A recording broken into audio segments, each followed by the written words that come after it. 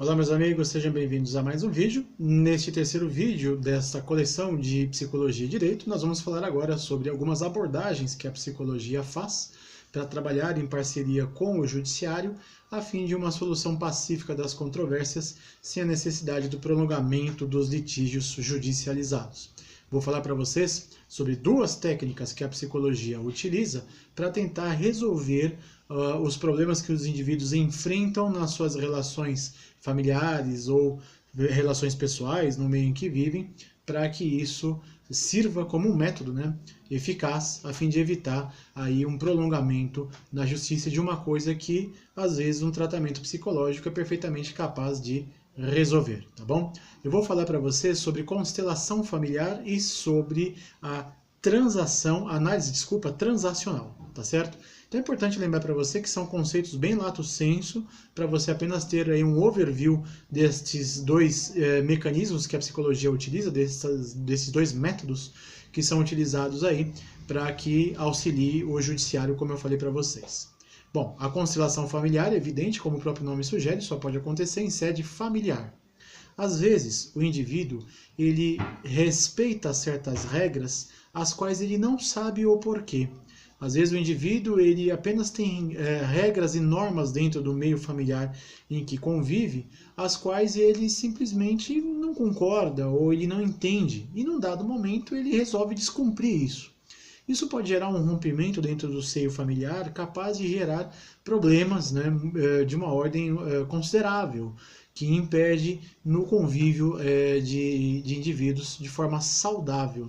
Então a constelação familiar ela é um método utilizado para que se diagnostique os porquês, muitas vezes, desta lealdade inconsciente que o indivíduo tem e que quer romper, A Cássia Eller vai falar isso na sua música, que ela é a ovelha negra da família, de modo que se busque trazer aí uma solução para as pessoas participantes desse seio familiar, para que elas se entendam entre si, Então, a constelação familiar ele é um método de uma terapia sistêmica e familiar, tá certo? Que tem por finalidade libertar o indivíduo dos medos que ele tem dentro daquele convívio. Então, ela observa 3 elementos. Quais são eles? Vai observar a unidade, vai observar a ordem hierárquica e vai observar a reciprocidade. Ou seja, a unidade é o grupo social em que o indivíduo está inserido. Então, ele se sente mal quando deste grupo ele é afastado, ele é repelido, E às vezes o indivíduo, quando ele é inserido nesse grupo, quando ele é um novo indivíduo no grupo, ele se sente inocente, porque ele não conhece nada, Faz muito sentido você pensar por vezes que o indivíduo, quando se desentende com um familiar, esse familiar afasta ele de um determinado grupo como uma represália, sobre esse indivíduo, tá certo? Quando a gente fala da hierarquia, eu falo da ordem hierárquica familiar. Significa dizer que o pai não é o filho, o avô não é o pai, o neto não é o avô. Ou seja, não cabe ao filho dar ordens ao pai. É o pai que tem que instruir o filho pela função que exerce na família. Então, essa inversão de papéis, por vezes, pode gerar conflitos de ordem familiar e, às vezes, desequilíbrios. Não obstante a reciprocidade. Então, num esteio familiar, quando você tem uma reciprocidade plena, uma reciprocidade perfeita e uma reciprocidade equilibrada, você tem uma harmonia. Sensação essa que pode ser inversa, na figura da dívida que o indivíduo pode ter com o outro com o qual ele não é recíproco, com o familiar com o qual ele não tem essa reciprocidade. Então a conciliação familiar ela tem uma estruturação própria de 2 ambientes distintos, formam-se fisicamente 2 ambientes distintos, mas que se conectam entre si, para que a figura do constelado venha a constelar, ou seja, fazer uma terapia falando das dores que ele sofre.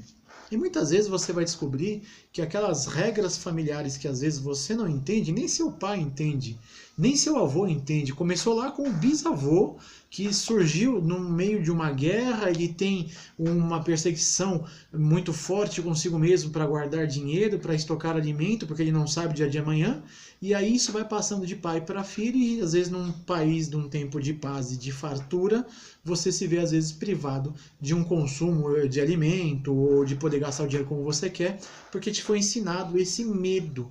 E isso pode gerar um problema de ordem familiar, da conduta do indivíduo, por isso a constelação familiar é um método utilizado para poder sanar essa dor, né? Sanar esse medo, tirar esse medo aí da pessoa, ok? Bom, superado então esse conceito lato da constelação, a gente fala agora de análise transacional, tá ok? A análise transacional, como o próprio nome sugere, ela transaciona. Existem 3 figuras nelas que são o pai, o adulto e a criança. Mas não o pai, adulto e criança no sentido literal, né? Nós vamos fazer uma associação análoga aqui só para você entender.